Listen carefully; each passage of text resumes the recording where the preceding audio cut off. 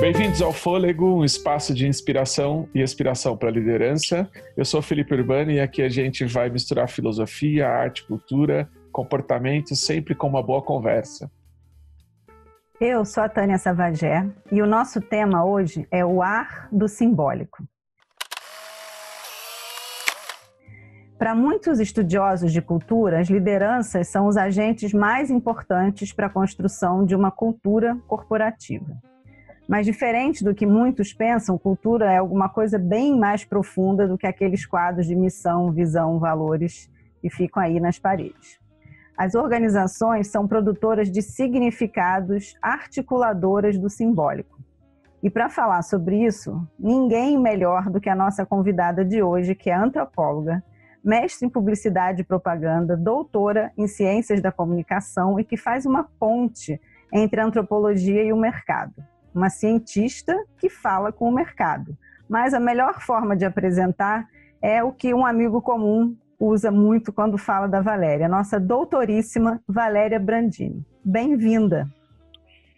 Oi, gente, obrigada. Eu adoro esse doutoríssima que o Bula me chama, porque eu acho super carinhoso. No início eu falei, nossa, é piada, tá me zoando. Depois eu entendi, poxa, é piada, tá me zoando e é muito legal.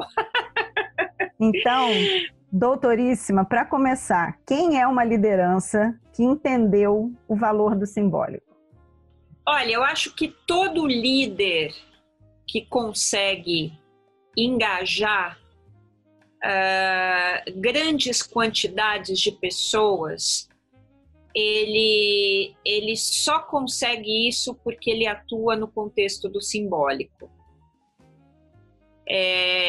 Porque liderar significa conseguir estabelecer um vínculo, né?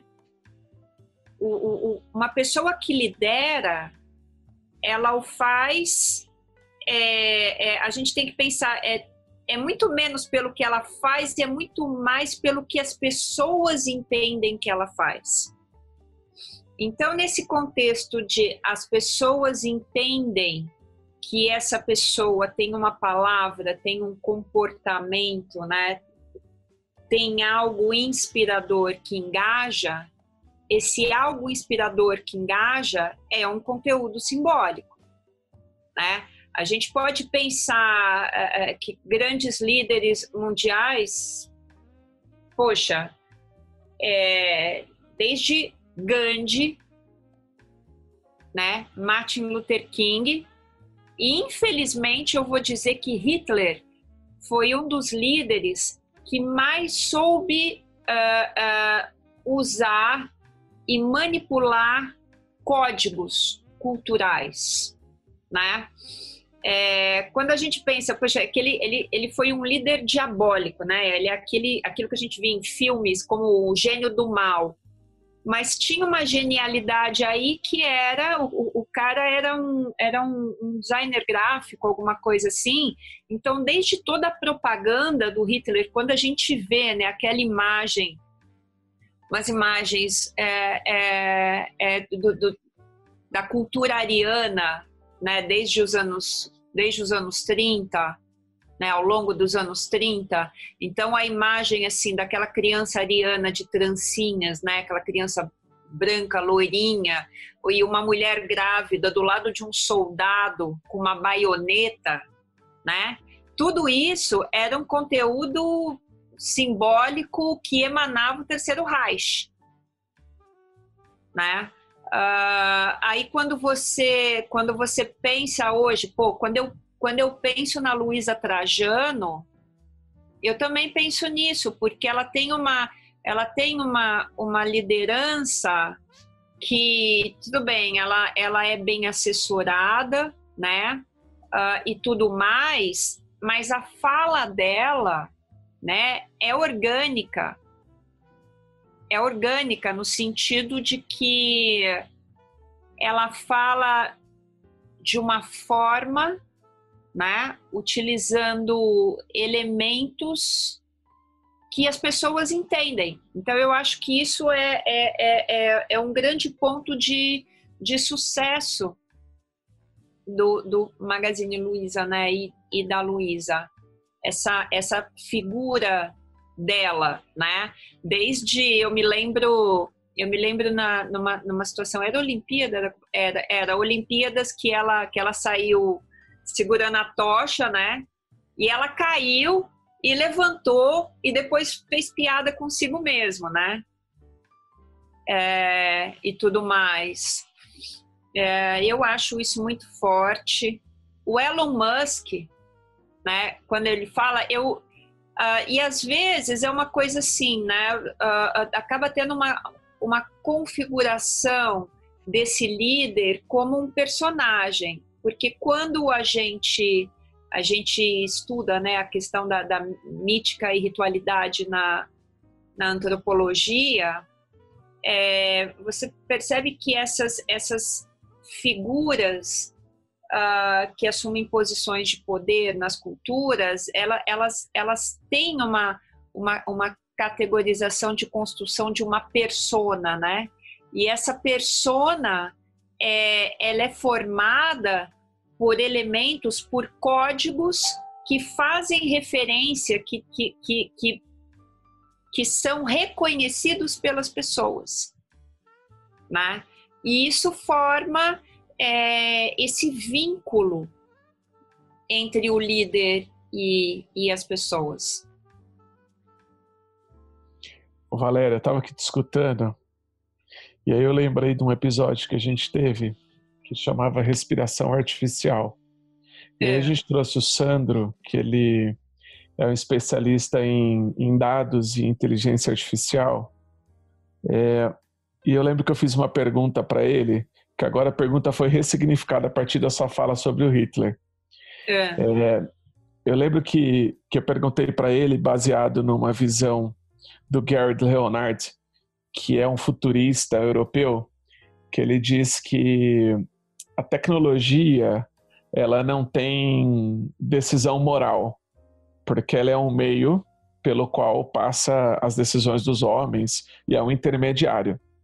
E a primeira coisa que eu fiquei me perguntando é se a tecnologia é um construtor de artefatos e símbolos, se é um artefato simbólico. E aí me ocorreu uma pergunta te escutando. O que pode ser mais destrutivo na atuação de um líder? Eu deixo até para o final essa pergunta, mas ela já me ocorreu agora.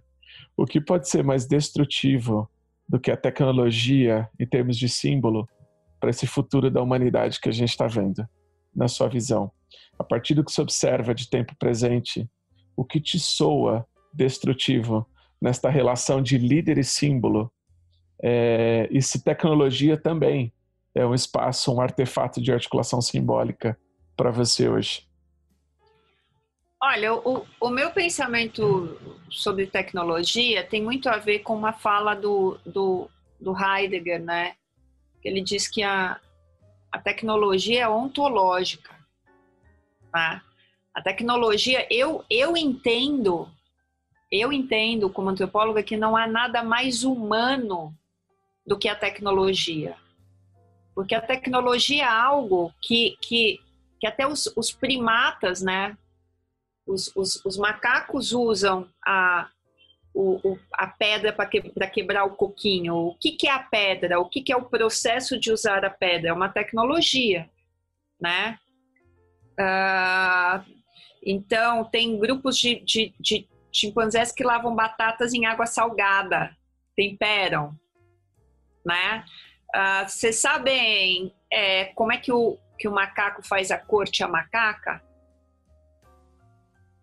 Ele dá uma flor para ela. Caramba, que romântico. Isso eu aprendi em aula de antropologia no primeiro ano. E isso é fato, porque imagina assim, que no campo das referências do que é escasso, as flores são aqueles elementos da natureza com pétalas, com cores, então são, como é que eu posso dizer, os mais escassos. Então é como oferecer um alimento, alguma coisa, só que isso é extremamente simbólico, não que os animais tenham simbologia, não é isso, a simbologia é uma coisa dos humanos, né? Mas é simbólico para nós, ali tem o campo de funcionalidade, né? Agora, a tecnologia para mim, é tudo aquilo que é uma extensão do humano e uma forma dele realizar tarefas ao lidar com o meio, né? Chegar, criar soluções, realizar tarefas. Então, assim, a tecnologia é parte de tudo que é a construção da cultura e da sociedade, né? Toda a sociedade tem a sua tecnologia. Então, sendo a tecnologia um elemento que configura processos e soluções e acessos, ela acaba se tornando um instrumento de poder em qualquer sociedade. Quem detém a tecnologia detém mais poder, né? E você pode ter até numa sociedade mais primitiva. Tem um livro de um autor italiano, Perniola, chamado Sex Appeal do Inorgânico. E eu me lembro quando saiu, eu era criança ainda, mas saiu o filme Blade Runner, né? O quanto as pessoas não fantasiaram e sexualizaram a coisa dos ciborgues, né? Porque enquanto a tecnologia ela é um elemento de poder em qualquer sociedade e ela é algo que sai do humano, mas chega no transhumano, porque ao ponto que ela é uma extensão do humano, né? Ela é um humano mais, ela é algo a mais. Então, disso, para você ter uma fetichização da tecnologia, é um passo quase natural, quase natural. Então, as pessoas têm um fetiche sexual e não sexual com a tecnologia, porque ela é uma referência de poder. E eu vou dar um exemplo bem simples, né? Uma das minhas áreas, eu atuo mais forte em antropologia do consumo. Então, você vê como que as pessoas ficam enlouquecidas pelo novo celular? O novo celular, qualquer um, pode ser o novo iPhone, o novo Samsung, o novo Xiaomi, as pessoas não sabem o que aquele celular vai ter de mais tecnologia, ou nem para que elas vão usar aquilo. Pode ser uma porcaria, mas é o sex appeal desse inorgânico tecnológico e as possibilidades, porque a tecnologia categoriza o ser humano que a consome. Ela é um marcador social. E nesse ponto, ela é uma referência simbólica demais, né? Então, de poder. Aí, quando a gente pega, por exemplo, a escola de Frankfurt, né? Eu me formei em Ciências Sociais na Unicamp, Antropologia. Então, assim, nossa, a escola de Frankfurt na veia, né? Você toma intravenoso desde o primeiro ano até... Então, quando você pega a escola de Frankfurt, o grande medo deles e o grande problema deles com as novas tecnologias, e no caso as novas tecnologias no campo da comunicação de massa, era o uso da tecnologia a serviço da política e, no caso, o nazismo, né? Como se os nazistas fossem usar a tecnologia como 1984 do George Orwell, né? Só que assim, eles acertaram em muita coisa, mas eles erraram no alvo. Porque hoje a tecnologia, ela não é de quem tem... ela não está ligada ao poder político, ela está ligada ao poder do dinheiro, né? E aí você tem esse par política e dinheiro, que é o campo do neoliberalismo, né? Que eles vão se arquitetando no mundo de várias formas. Mas hoje a tecnologia tem essa simbologia de que onde ela está é onde tem o poder. Então, eu não sei se a questão era temer que lideranças vão tomar tecnologia, porque sempre foi assim. Nunca mudou. nunca mudou. É que a tecnologia, quando você pega assim, sociedades primitivas, né, ou sociedades antigas, arcaicas, quem tinha tecnologia? Os xamãs. Os xamãs. Porque em outros momentos da história, o que a gente entende hoje por tecnologia que está no campo da ciência estava muito amalgamado com uma perspectiva esotérica, né? Então, o xamã tinha a tecnologia da cura, né? Ou de poder gerar mudanças. Num sentido simbólico, os xamãs detinham a tecnologia. E quem se apropriava dos xamãs, trazia os xamãs para perto? Os líderes, né? Os poderosos, que seria, né, uma analogia aos nossos políticos hoje. E aí, ao longo da sociedade, a política sempre se utilizou, sempre se apoderou, sempre... Então, eu não tenho... A questão para mim não é temer que isso vá acontecer, porque isso acontece desde sempre, né? Valéria, deixa eu só aproveitar um gancho, então, né? Falando hoje de cultura e de tecnologia, num momento de home office para muitas pessoas, sim. Muitas das relações estão acontecendo entre líderes e liderados através de tecnologia. Sim. E uma pergunta de $1 milhão é: como é que a gente vai construir identidade, engajamento? Como é a distância, né, com uma tela no meio, que a gente vai continuar construindo cultura sem ter mais o espaço do cafezinho, eu poder ver, né, a minha equipe em ação, né, esse aprendizado do ser humano que é muito por mimetismo quase.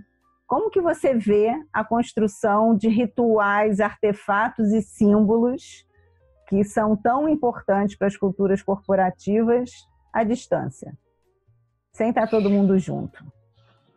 Bom, vamos lá. Eu acho que em primeiro lugar, esse negócio de home office é uma puta bullshitagem do cacete, porque não é home office nada, entendeu? Home office teria que ser uma coisa preparada, planejada. Você simplesmente tem que, o seu colaborador tem que ter ali o computador, ou não sei o que, ou espaço, e às vezes as pessoas não têm, entendeu? Eu tô aqui falando com vocês, meu marido tá no escritório, meu bebê tá gritando aqui na sala. Sorte que eu tenho uma babá. E se eu não tivesse? E as pessoas que não têm?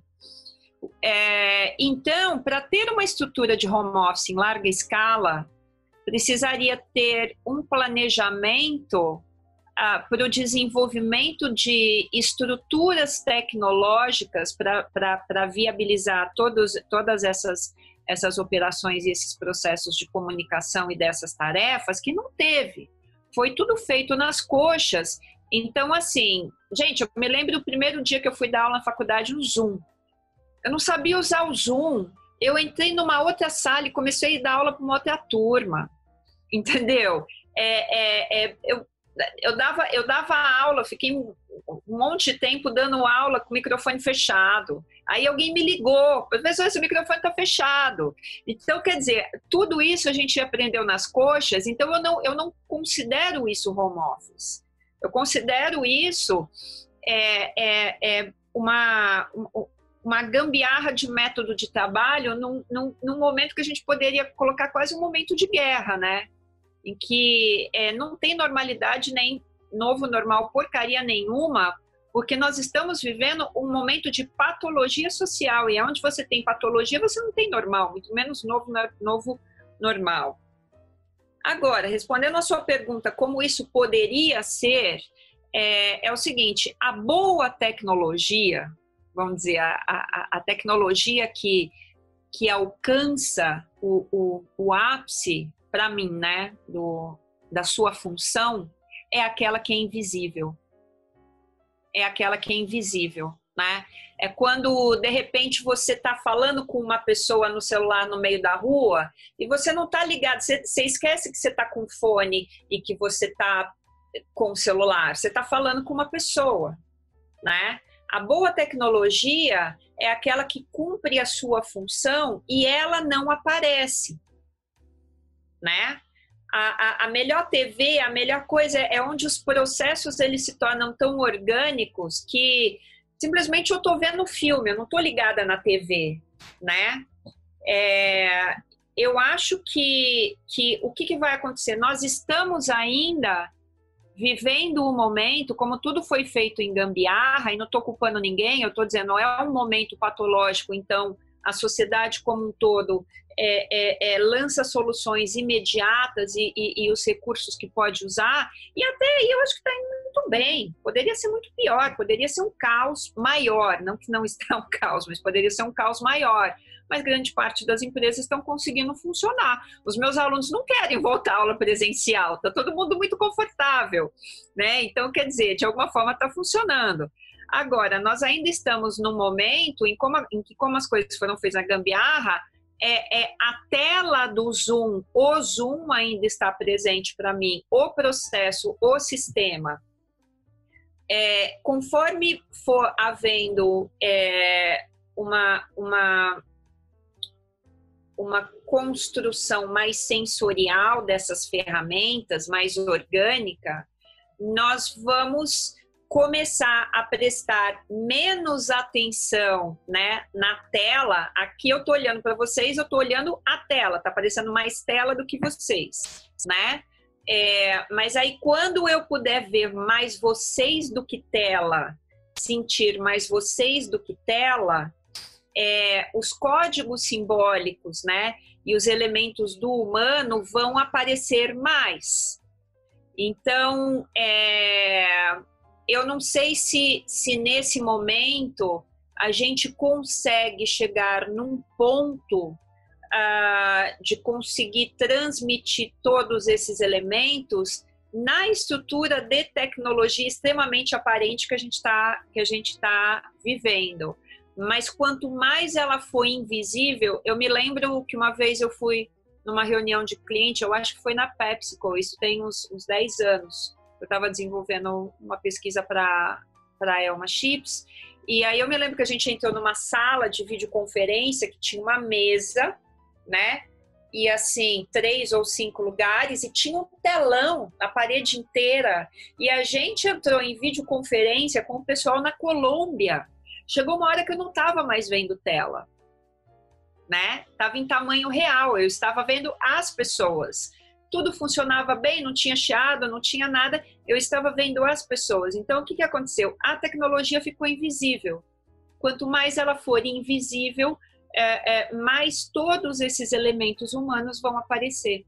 Valéria, cada vez que eu ando em empresa e converso com alguém que tem 30 anos, 40 anos de organização, eu falo, caramba, como é que essa relação de que a empresa é quase a maior parte da vida da pessoa do que qualquer outra experiência que ela tenha vivido. Então tem gente que tem mais tempo de empresa que casamento, tem mais tempo de empresa que tempo de vida sem empresa, e uma relação simbiótica com a empresa de parte da minha identidade está expressa nela, de algum jeito. Aí fiquei pensando esses dias, e um cliente tinha me perguntado do mercado financeiro, como que mantém engajamento com as pessoas em home office? Ou mais do que isso, chamando como chamamos agora, mas pode ser que um dia vire home office isso, como é que alguém consegue construir os artefatos de identidade dele com o lugar, os ritos, assimila os símbolos organizacionais na experiência da casa dele? Qual é essa saída que as organizações têm para este ambiente que não é mais o domínio dela? Como que eu consigo gerar um espaço de engajamento enquanto líder, seja lá como a gente configura esta palavra, onde a pessoa tenha esse senso de que isto é meu, esta organização é minha. Como é possível passar por isso? Eu acho que existem, quando a gente pensa em símbolos, a gente pensa muito em estruturas físicas, né? Mas o grande campo da simbologia, ele é mental, né? E viva Jung! E viva Jung, né? E está no campo da elaboração. Então, o que eu tenho acompanhado em empresas, no trabalho de antropologia empresarial? Eu vejo que por exemplo, quando um líder está dentro de uma empresa, a empresa, né, ela tem ela fala, né? Ela fala. Você tem desde os ícones, as cores, né? Toda a estrutura semiótica, né? De signos que compõem. Quando você entra lá, às vezes as empresas têm até um cheiro específico, né? E tudo mais. Então a pessoa sabe que está lá. Quando você entra numa ferramenta, por exemplo, todo mundo está vendo muito mais o Zoom, a tecnologia, do que a empresa. O líder, ele tem que ser o mais empático, humano e próximo para criar um vínculo direto com o colaborador, porque é por meio desse vínculo que ele vai transmitir a mensagem da empresa. Se ele chegar assim, queridos, meus prezados trabalhadores, estamos aqui passando por este momento difícil, aquela oratória, ele não consegue, né? Mas outro dia eu nem sei se eu posso falar isso, mas eu espiei, não vou falar empresa, mas o meu marido trabalha numa multinacional da área de foods, né? E eu entrei no escritório, né, que a gente reveza o escritório. Eu entrei no escritório, às vezes aí eu tô na sala, na sala de jantar, usando e tal, e aí eu entrei, ele estava sem fone, e eu estava ouvindo uma fala do CEO da empresa dele, né? E eu fui pegar o meu computador que estava lá, e aí eu ouvi, assim, ele dizendo que quando começou a pandemia, né, e ele sentiu, o líder falando, né, e ele sentiu o que estava acontecendo e como aquilo ia bater a empresa e os colaboradores, que ele chorou. Aí ele falou que ele chorou, entendeu? No colo da mulher dele uma noite inteira, porque ele ficou desesperado, ele ficou pensando, né? O que vai acontecer na outra ponta da cadeia? Pô, eu pensei, isso é um líder. E porque eu conheço o cara, eu sei que ele estava falando de verdade, eu sei que ele não estava inventando, né? Então, quer dizer, ele foi o mais humano possível. E aí ele começou a falar a forma como ele foi tocado nisso, né? Até falando, vocês pensam, a liderança, a presidência, né? É um espaço extremamente solitário, porque você está solitário na hora de tomar as decisões. Então, assim, ao invés do cara chegar e dizer, não, olha, está tudo sob controle, porque aqui, não, ele foi humano.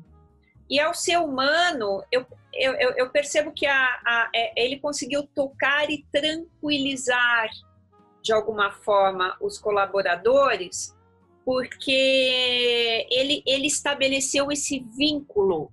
E a partir do momento que você estabelece esse vínculo, e esse vínculo ele é simbólico, ele é emocional, ele é psicológico, aí você consegue transmitir a mensagem da empresa. Mas assim, olha, eu vou fazer uma analogia péssima, tá? Eu vou fazer uma analogia que eu já tô com vergonha de ter feito. Mas sabe que nem na religião, quando fala na religião católica que ninguém chega a Deus se não passar por Jesus? Pensem bem, simbolicamente, o que é isso? A Mary Douglas, a antropóloga, ela diz assim, né, que o ser humano ele não consegue pensar o tempo todo e se relacionar com o mundo pelo meio puramente abstrato, né? Pelo pensamento, pela ideia. Nós temos que ter elementos, marcadores sociais, né? Coisas que simbolizem, rituais que simbolizem.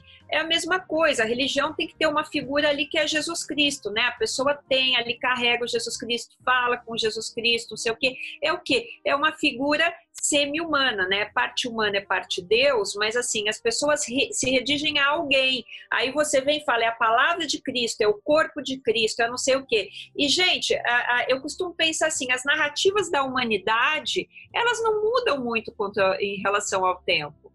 E Jesus é o quê? Ele é visto como o quê? Um líder empático, revolucionário, que na hora que ele tem que quebrar tudo também ele quebra, né? E que tem um poder de atingir, e aí ele tem os apóstolos, ele delega o poder e tudo mais. Mas se você for analisar, né, como se Deus fosse uma empresa e Jesus Cristo fosse o CEO, né? Nossa, será que eu estou cometendo alguma blasfêmia? Ó, espero que não. É provável que não, e é provável que Deus não vai ficar ofendido com isso. Ah, não, Deus não ficaria. A igreja eu já não sei, mas acho que Deus não vai ficar, não. Tá tudo bem. Não, Deus não, as pessoas, né? Mas é que não. Olha, aí eu falo assim, gente, eu sou antropóloga. Aí as pessoas não entendem muito bem o que é isso, mas tá bom. Tá tudo perdoado. Mas você assim, tá perdoada. Obrigada pela bênção. Mas se Deus fosse uma empresa, ela só chegaria, né, até o colaborador final, que é o fiel, por meio de Jesus, né? Por meio de uma figura de liderança e por uma série de códigos e símbolos. Então, assim, as narrativas da humanidade, né? Você pega Mircea Eliade, que é um pesquisador muito desse campo, elas não mudaram. Elas não mudaram, é como se elas tivessem mais ou menos a mesma estrutura. Então, respondendo à sua pergunta, eu acho que tem que ter a figura do líder, e o líder tem que descer no chão de fábrica da vida e no tamo junto, entendeu? O bom líder é o cara que consegue ter empatia, que consegue falar com qualquer um, entendeu? Se o líder conseguir falar só concluindo, se o líder conseguir falar só com seus pares, ele não é o líder. Ele tem que conseguir falar com os pares e falar com o Zezinho, a pessoa mais humilde da cadeia, e estabelecer esse vínculo. Eu vou aproveitar, Valéria, para fazer um eco que me ocorreu enquanto eu te escutava, e aí eu já passo para a Tânia de novo, mas eu lembrei, a gente conversou do Cassi Hera a última vez que a gente se encontrou. Sim. E aí eu lembrei de uma citação dele que diz que o homem envolveu-se de tal modo em formas linguísticas, imagens artísticas, símbolos míticos ou ritos religiosos que não consegue ver ou conhecer coisa alguma a não ser por meio desta interposição desse meio artificial. E esta mediação, se a gente pegar a história da tradição bíblica, ela aparece o tempo todo. Os símbolos de sacrifício, os símbolos de Deus aparecendo em forma de alguma coisa. Então eu não só acho que tem validação simbólica de liderança, como tem validação religiosa, essa tese. Eu só queria dizer isso mesmo. Boa. Sim, mas, por exemplo, quando você pega Max Weber, né, e os tipos de dominação são os tipos de liderança. Você imagina assim, que a dominação religiosa, ela está só no campo eclesiástico? Não. A gente está vivendo um momento político completamente dominado por meio da religião. Ou então, assim, você tem todo tipo de fé, né? As pessoas se comunicam, por exemplo, quando você quer transmitir, quando você quer se aproximar de alguma pessoa, você fala, poxa, que Deus te abençoe, né? Porque você não vai falar que Deus te abençoe em geral, vamos dizer, você não vai falar uma coisa que Deus te abençoe, primeiro se você realmente não pensar aquilo. Segundo, se você não gostar da pessoa, né? Ou pelo menos a sociedade entenderia dessa forma. Então o campo da crença, né?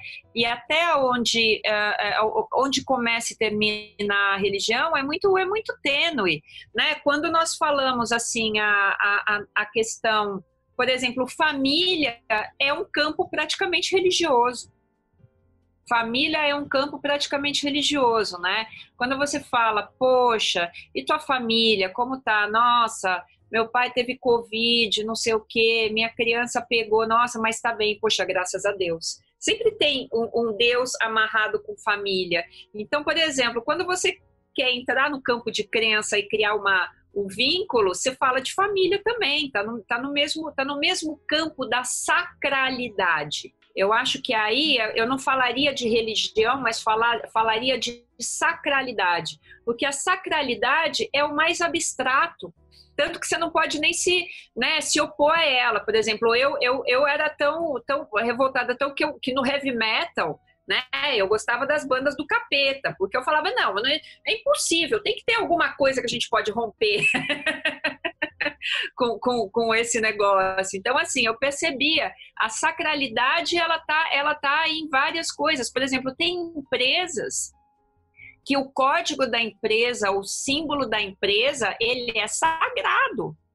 Você tem uma sacralidade de quando aparece aquele código, quando aparece o fundador da empresa, né? Então, tá tudo muito amalgamado, tá muito misturado o campo da crença. Eu vou, então, fazer minha pergunta já trazendo o que você falou agora, né? Porque dizem que os líderes precisam ter torcida, né? Uma certa crença, uma certa fé, né? Um ou líder fiéis. Legal, ou fiéis, né? Mas um líder que, de repente, eu nem vou alcançar o resultado dele, mas eu torço por ele, né? Mas voltando ao Birman, né, ele fala que a gente agora está, de fato, vivendo uma mudança civilizatória, e ele fala muito nessa crença que a gente tinha dessa onipotência da ciência e dessa possibilidade humana de fazer tudo, né? A gente pode tudo, a gente pode até explorar estações estelares e, de repente, vem um vírus, né, e coloca a gente num lugar de fragilidade, né? Então, ele acredita que a gente pode pensar, né, olhar para a ciência não como onipotência, né, um olhar mais ético, e olhar para a gente também como espécie, como um lugar de não onipotência. E um dos símbolos muito grudados na liderança é essa liderança que não falha, né? A liderança corajosa, a liderança que não erra, a liderança... E hoje a gente vê um monte de líder pedindo desculpa. Então, o lugar da fortaleza de um líder se desloca de um lugar de certezas e saber tudo e vai para um lugar como esse, de pedir desculpa, de dizer que chorou. Você acha que existe espaço nas organizações para esses códigos de uma liderança mais humana, mais vulnerável? Olha, eu vou te dizer que esse campo da liderança fofa ele tem muito a ver com uma ruptura de paradigma do androcentrismo, né? O pessoal fica usando à torta e à direita a palavra patriarcado, ela não é científica, então eu vou usar um termo da antropologia científica. Por exemplo, todo o mercado, há 10 mil anos, as mulheres foram afastadas do aprendizado técnico e do sistema produtivo na era da agricultura para ficar no domínio da casa. Então, tudo que foi desenvolvido no mundo, no campo do trabalho, da tecnologia, dos processos e tudo mais,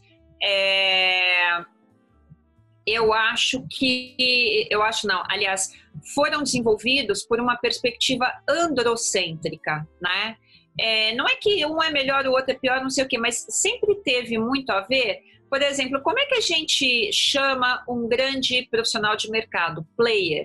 O player tem a ver com aquele cara que joga, que arrisca, e que na visão do jogo são características androcêntricas, são características ditas masculinas, né? São características testosterônicas. Então, assim, o mercado sempre teve um arquétipo do masculino e da exaltação dessas características masculinas como se fossem as características do líder, porque foi orientado, gente, são 10 mil anos de androcentrismo.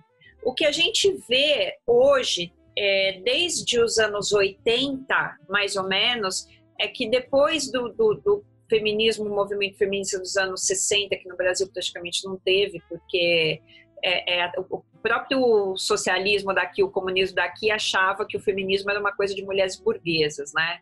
Então, quer dizer, não houve feminismo no Brasil. Os pessoal de esquerda era total esquerdo macho, mas enfim, que houve no mundo. Então, você pega que a partir dos anos 80 você teve uma entrada maior das mulheres em algumas posições de liderança, mas elas entraram, era aquela figura da Sigourney Weaver no filme Uma Secretária de Futuro, aquela mulher assim, com aquele de ombreira, né? Mulher de 1,80 m, que espiava, que fazia coisas femininas, que bebia, que fumava, que não sei o quê, que ela era quase um lobo de Wall Street, né?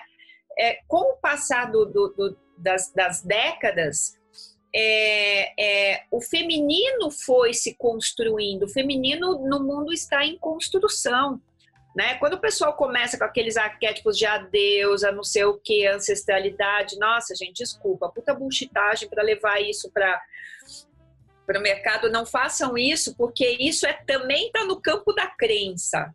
Também está no campo da crença. Quando a gente estuda a matrilinearidade, vê que não tinha nada assim, entendeu? Não eram nem deusas e nem as anciãs e tudo mais, tudo isso é mito. Mas o que acontecia era uma coisa muito ligada ao campo só fazendo um parênteses. A família, como não tinha teste de DNA e as mulheres transavam com vários caras, a família era construída pelo lado da mulher. O que era família? Tudo aquilo que vinha da mulher. Então, assim, a mãe, os filhos, os irmãos, né? E aí o machismo começa quando os homens começam, param na terra, começam a cultivar e começam a usar a mulher como as fêmeas como moeda de troca, como gado, todos os filhos que nascerem delas vão ser deles, vão trabalhar para eles e tudo mais. Então, antes disso havia a matrilinearidade, que era menos testosterônica, vamos dizer, né? Aí, fazendo todo esse preâmbulo para chegar aqui, o mercado que se entende até então por liderança era esse poder de uma capacidade do macho. O que começa a acontecer como um movimento orgânico da sociedade, né, é que você começa a ter uma desconstrução dessa figura masculina, né, dizendo, não, peraí, não são essas coisas que representam o homem, essas coisas representam o macho. E uma inserção, uma construção das características femininas, não como um feminino esotérico de crença ancestral, mas a mulher está em construção na sociedade depois de 10 mil anos. Então, o que acaba acontecendo nas empresas é uma natural absorção dessas novas qualificações e da ressignificação dessas qualificações em prol da empresa. Então, por exemplo, quando o CEO de uma empresa fala assim, nossa, quando eu vi tudo isso que aconteceu, eu chorei, eu achei isso do caralho. Pode falar palavrão, né? Enfim, eu achei demais. Eu pensei assim, poxa, aí eu vi a força do cara, aí eu vi a força do líder, né? Que assim, numa fala para milhares de colaboradores, ele fala, eu chorei. Então, quer dizer, quando ele assume a fragilidade dele, ele está mostrando o quê? Que ele é forte pra cacete, né? Porque isso é uma característica dita feminina, porque a mulher na sociedade, ela chora, depois ela levanta, cuida da casa, do filho, vai trabalhar, faz a faxina e faz tudo. Ninguém nunca viu esse outro lado, né? Então eu vejo que essa mudança, essa liderança mais aberta, é um resultado da mudança que vai acontecendo na sociedade como um todo. Isso é sensacional. Eu fiquei pensando aqui, estava até dividindo, enquanto eu escutava, eu estava fazendo anotações e eu estava escrevendo para minha mulher que, curiosamente, é executiva numa empresa de dono e que o dono, todo final de ano, faz um discurso que genuinamente ele chora. E isso é um pilar importantíssimo da potência da organização. E, curiosamente, ele saiu do conselho agora e eu perguntei para ela, quem é que vai chorar lá?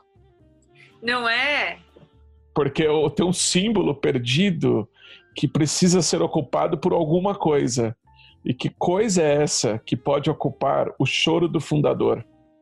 É um lugar quase irreparável, simbólico, né? Sim, sim. é a simbologia da liderança vinculada, porque ele chora por quê? Ele chora por uma sensibilidade, ele é sensível por quê? Ele é sensível à empresa, ele é sensível à sociedade, quer dizer, você imagina que uma figura que seja sensível, né? Uma figura que seja sensível, ela tem escuta, né? Ela vai olhar pelos seus colaboradores. É diferente da liderança que só bate, a liderança que fala vamos para cima e só cutuca os colaboradores. Tanto que uma coisa que eu vi muito as empresas fazerem, pelo menos no início da pandemia, era toda vez que os líderes começavam uma reunião com seus colaboradores, eles eram orientados a perguntar como estava todo mundo, né? Meio que para azeitar a máquina, né? Poxa, como é que vocês estão? Como é que tá a família? Como é que tá ligando? Agora acho que ninguém liga mais para porcaria nenhuma. Mas assim, tinha essa fala.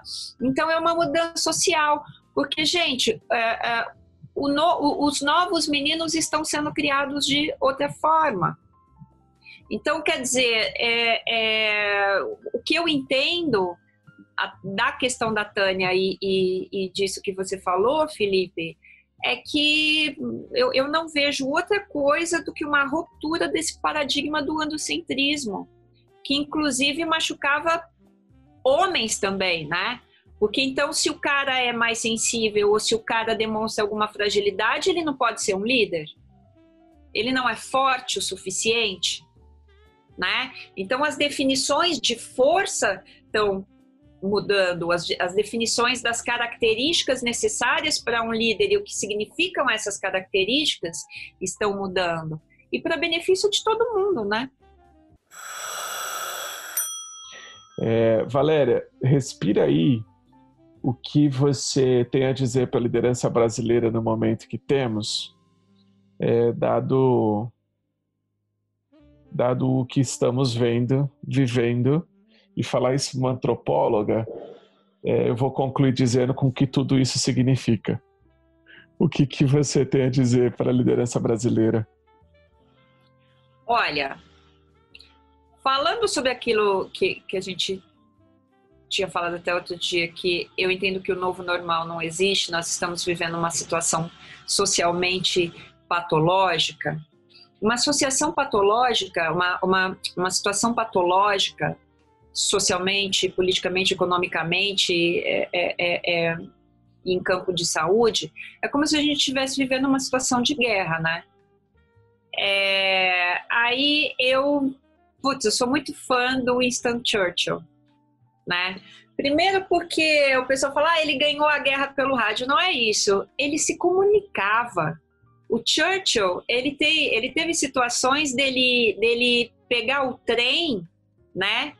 E ele era o ministro, que nem se fosse o presidente, e ele começar a conversar com as pessoas. Mas o que vocês acham? O que vocês pensam? O que vocês esperam de mim? O que vocês gostariam? Então, assim, eu acho que tem duas coisas.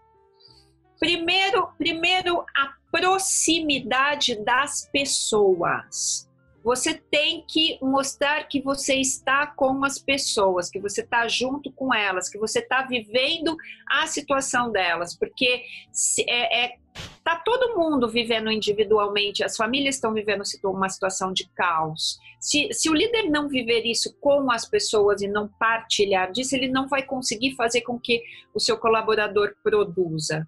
Segundo, que numa situação de guerra, não ganha quem bate mais, ganha quem tem resiliência, né? É aquela coisa, ganha quem conseguir passar por isso da melhor forma, sem perder soldados, sem ter tantos feridos, né?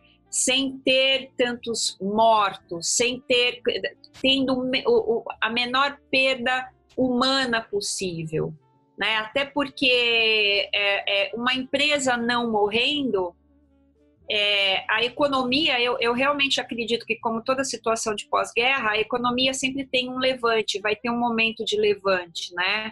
Então, eu acho que são essas duas coisas. Esteja junto dos seus colaboradores para que eles possam te ajudar, né? E a segunda não tente resolver a situação agora, porque não tem como resolver. Então, sabe aquela coisa que o Charles Bukowski falava, when going through hell, keep walking. Né? Johnny Walker, keep walking, continue andando. Você está andando num campo nebuloso, tem uma névoa espessa na frente, você está enxergando só 10 metros. Então, vai andando de 10 em 10 metros e fazendo isso com a menor perda humana para as pessoas possível, porque assim, se você conseguir fazer isso com seus colaboradores, eles vão ser leais e fiéis à empresa para sempre. É isso que eu penso. Muito lindo. Eu tenho um exemplo do Keep Walking, uma época que eu vivi uma situação pessoal de guerra, e eu, em vez de pensar no Keep Walking, eu pensava na peixinha do Nemo, né, na Dory. O conselho dela era: continue a nadar, continue a nadar. Sim, é mais ou menos isso.